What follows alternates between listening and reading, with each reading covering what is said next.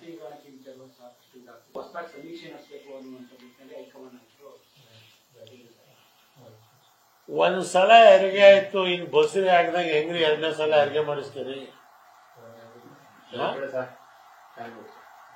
Report ಬಂದಿದೆ ಕೈಗೆ, ಈಗ ಎರಡನೇ ಸಲ ಜನಗಣತಿ ಮಾಡಿದ್ರೆ ಏನ್ ನಿಮಗೆ ತಲೆ ಜಾಸ್ತಿ ಆಗ್ತಾವ? ಜಾಸ್ತಿ ಆಗ್ತಾವ. ದುರ್ದೈವ. ಇದರಲ್ಲಿ ಸಿದ್ದರಾಮಯ್ಯನವರ ಅಸಹಾಯಕರಾದ್ರು, ಹೈಕಮಾಂಡ್ ಮಾಡಿಸಿರೋದು ಅಂತ ಅವರೇ ಹೇಳಿದ್ದಾರೆ. ನೀವು ಮುಖ್ಯಮಂತ್ರಿಗಳು, ನೀವು ಹೇಳ್ಬೇಕಾಯ್ತು, ನೋ ಡಿಸಿಷನ್ ತಗೊಂಡಾಗಿದೆ, ರಿಪೋರ್ಟ್ ಬಂದಾಗಿದೆ. ಇಲ್ಲಿ ಯಾರೋ ಶಿವಶಂಕರಪ್ಪ ಹೇಳ್ದ ಅಂತ ಹೇಳಿದ ತಕ್ಷಣಕ್ಕೆ ಎರಡನೇ ಸಲ ಮಾಡಿ ಅವ್ರ ಕೈಯಲ್ಲಿ ದುಡ್ಡು ಕಟ್ಟಿಸ್ಕೊಳ್ಳಿ. ಕೋರ್ಟ್ನಲ್ಲಿ ಹೇಳ್ತಾರೆ, ಇವತ್ತು ಕೋರ್ಟ್ಗೆ ಒಂದು ಫೀಸ್ ಇದೆ. ನೀವು ಅಪೀಲು ಸಮಂಜಸವಾದಂತ ಅಪೀಲ್ ಇಲ್ಲದ್ರೆ ಪೂರಾ ಖರ್ಚು ಕೊಡಿ ಅಂತಾರೆ. ಈ ಎರಡನೇ ಜನಗಣತಿ ಖರ್ಚು ಕೊಟ್ಟು ದುಡ್ಡು ಕೊಡೋರು ಯಾರು? ಈ ಕಾಲದಲ್ಲಿ ಎಷ್ಟು ದುಡ್ಡು ವೇಸ್ಟ್ ಆಗತ್ತೆ? ಇದು man power waste, money power waste. ಈಗಲೂ ಅವಕಾಶ ಇದೆ ಸರ್ಕಾರಕ್ಕೆ. ನೆನ್ನೆ ನೀವು ತೀರ್ಮಾನ ಮಾಡಿದ್ರೆ ದಯವಿಟ್ಟು ಈ ತೀರ್ಮಾನ ನಿಲ್ಲಿಸಿ.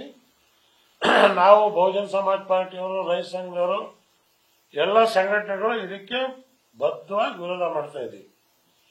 ಇದು ರಿಪೋರ್ಟ್ ಬಂದ್ರಿಂದ ಯಾವುದೇ ಜಾತಿಗೆ ನುಕ್ಸಾನ ಆಗಿಲ್ಲ, ಯಾವುದೇ ಜಾತಿಗೆ ಲಾಭನೂ ಆಗಿಲ್ಲ. ನನ್ನ ಮಕ್ಕಳೆಷ್ಟು ಅಂತ ಹೇಳಿದ್ದಾರೆ, ಅದು ಹೇಳಿದ್ರೆ ಲಾಭ ಏನು ನುಕ್ಸಾನ ಏನು? ಗೌರ್ಮೆಂಟ್ ರಿಪೋರ್ಟ್ ತಗೊಂಡು ಇಬ್ರಾಹಿಂ ಸಾಹೇಬ್ರಿಗೆ ಇಷ್ಟು ಮಕ್ಕಳಿದೆ ಅಂತ ಹೇಳಿ ರಿಪೋರ್ಟ್ ಕೊಟ್ಬಿಟ್ರೆ ಅದೇನಾದ್ರು ಇಬ್ರಾಹಿಂ ಸಾಹೇಬ್ರಿಗೆ ಲಾಭ ಆಗತ್ತಾ, ನಷ್ಟ ಆಗತ್ತಾ? ಈ ಜಾತಿ ಇಷ್ಟಿದೆ, ಈ ಜಾತಿ ಇಷ್ಟಿಲ್ಲ ಅಂತ ಹೇಳಿದ್ರೆ ಲಾಭ ಆಗತ್ತಾ, ಇಷ್ಟು ನಷ್ಟ ಆಗುತ್ತಾ? ಜಾತಿ ಆಧಾರದ ಮೇಲೆ ಏನಾದ್ರು ಕೆಲಸ ಕೊಡ್ತಾ ಇದಾರ? ಇಲ್ಲ. ಬಟ್ ಬೇರೆ ಸಮಾಜಗಳಿಗೂ ಕಣ್ತರಿತಕ್ಕಂಥದ್ದಕ್ಕೆ ಒಂದು ಅವಕಾಶ ಆಯ್ತು. ಎಸ್, ನಾವು OBC ಹಿಂದುಳಿದವರು ಇಷ್ಟು ಜನ ಈ ದೇಶದಲ್ಲಿ ಈ ರಾಜ್ಯದಲ್ಲಿ ಇದ್ದೀವಿ, ಇವತ್ತು ನಮಗೂ ಇಷ್ಟು ಸಂಖ್ಯೆ ಇದೆ, ಅಭಿಮಾನ ಪಡ್ತಕ್ಕಂಥದ್ದು. ಅದರಲ್ಲಿ ದುಃಖ ಪಡ್ತಕ್ಕಂಥದ್ದು ಇಲ್ಲ. ಸಿದ್ದರಾಮಯ್ಯ ಫುಲ್ ಮೂರ್ದಾರ ಹಾಕುದಿಲ್ಲ ಅಂತ. ಅದೇ ಸಿದ್ದರಾಮಯ್ಯ ಇಲ್ಲ, 2013 ಸಿದ್ದರಾಮಯ್ಯ ಇಲ್ಲ ಅಂತ ನೀವು ಹೇಳ್ತಾ ಇದ್ರಿ. ಹೌದು, ಒಬ್ಬರ್ದಾಗಿತ್ತು. ಅವನು ನಾನಾಗಿದ್ರೆ ಒಪ್ತಿರ್ಲಿಲ್ಲ. ಗುಜರಾತ್ ಪ್ರೈಮ್ ಮಿನಿಸ್ಟರ್ ಇದ್ದಾಗ 2-3 ಡಿಸಿಷನ್ಗಳಿಗೆ ಕೆನನೂರ್ ಏರ್ಪೋರ್ಟ್ ಕೊಡಬಾರ್ದು ಅಂತ ನಾನು ಹೇಳ್ದಾಗ ಕೊಡ್ತೇನೆ. ಮಿನಿಸ್ಟರ್ ನಾನು, ನೀನ್ ಪ್ರೈಮ್ ಮಿನಿಸ್ಟರ್ ಅಷ್ಟೇ, ನೀನ್ ಕ್ಯಾಪ್ಟನ್ ಹೊರತು ನನಗೇನು ಪವರ್ ಇದೆ, ನಿಮಗೂ ಅದೇ ಪವರ್. ಕೊನೆ ಕಣ್ಣೂರ್ ಏರ್ಪೋರ್ಟ್ ನಾನು ಕೊಟ್ಟೆ. ಅದೇ ರೀತಿ ಬಾಂಬೆ ಏರ್ಪೋರ್ಟ್ ಅಥಾರಿಟಿಯಲ್ಲಿ 5,000 ಜನ ಕಾರ್ಮಿಕರನ್ನ ರೆಗ್ಯುಲರೈಸ್ ಮಾಡೋದಿತ್ತು. ಎಲ್ಲ ಶೆಡ್ಯೂಲ್ ಕಾಸ್ಟ್ OBC ಕಾರ್ಮಿಕರು. ಒಂದೇ ಆರ್ಡರ್ನಲ್ಲಿ ಅವ್ರು 5,000 ಜನಕ್ಕೂ ರೆಗ್ಯುಲರೈಸ್ ಮಾಡಿದೆ.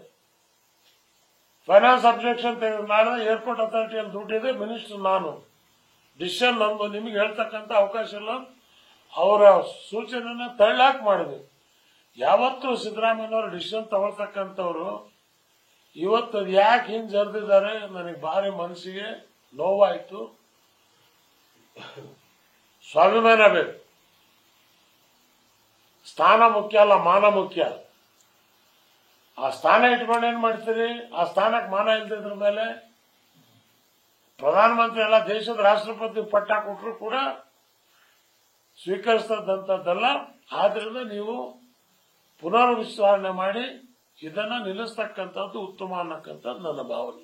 ಕಾಂಗ್ರೆಸ್ನ ಕೆಲವರು ತಗೊಂಡೋಗಿ ಹೈಕಮಾಂಡ್ಗೆ ವರದಿ ಕೊಟ್ಟು ರಿಪೋರ್ಟ್ ಮಾಡಿ ಈ ತರದ್ದು ಪ್ರಬಲ ಸಮುದಾಯದ ನಾಯಕರು ತಪ್ಪು.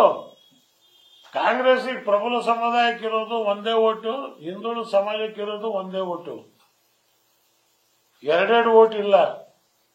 ಎಷ್ಟು ಸಂಖ್ಯೆ ಇದೆ ಪ್ರಬಲ ಸಮಾಜದಲ್ಲಿ? ಜನಗಣತಿ ಪ್ರಕಾರ ಗೊತ್ತಾಗ್ಬಿಡುತ್ತಲ್ಲ. ಈಗೆಲ್ಲ ಹಿಂದುಳಿದವರು, OBC, ದಲಿತರು ಒಂದಾಗ್ಬಿಟ್ರೆ ಇವ್ರು ಏನಿರ್ತಾರೆ, ಏನಿರಲ್ವಲ್ಲ.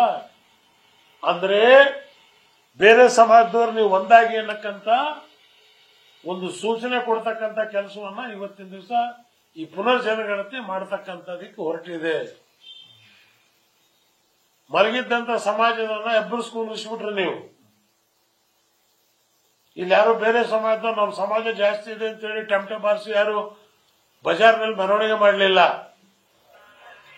ರಿಪೋರ್ಟ್ ಬಂತು, ಒಳ್ಳೇದು ಅಂದ್ರೆ ಆಯ್ತು. ಒಂದೇ ಸಮಾಜಕ್ಕೆ ಇದ್ರಲ್ಲಿ ಅನುಕೂಲ ಆಗ್ತಕ್ಕಂಥದ್ದು ದಲಿತರಿಗೆ, STಗೆ. ಅವ್ರ ಜನಸಂಖ್ಯೆ ಜಾಸ್ತಿ ಆದ್ರೆ ಅದಕ್ಕೆ ಅನುಗುಣವಾಗಿ ಅವ್ರಿಗೆ ಸೀಟ್ ಸಿಗತ್ತೆ. ಸಾಬ್ರಿಗೂ ಉಪ್ಪಾರಿಗೂ ಕುರುಬರಿಗೆ ಸಿಕ್ಕಿದ್ದೇನು ಏನೂ ಇಲ್ಲ. ಸೊ ಹಾಗಾಗಿ ನಾವ್ ಯಾರು ಅದರಿಂದ ಆತಂಕ ಪಡ್ಬೇಕಾದಂಥದ್ದಿಲ್ಲ, ಖುಷಿ ಪಡ್ಬೇಕಾದಂಥದ್ದು ಇಲ್ಲ.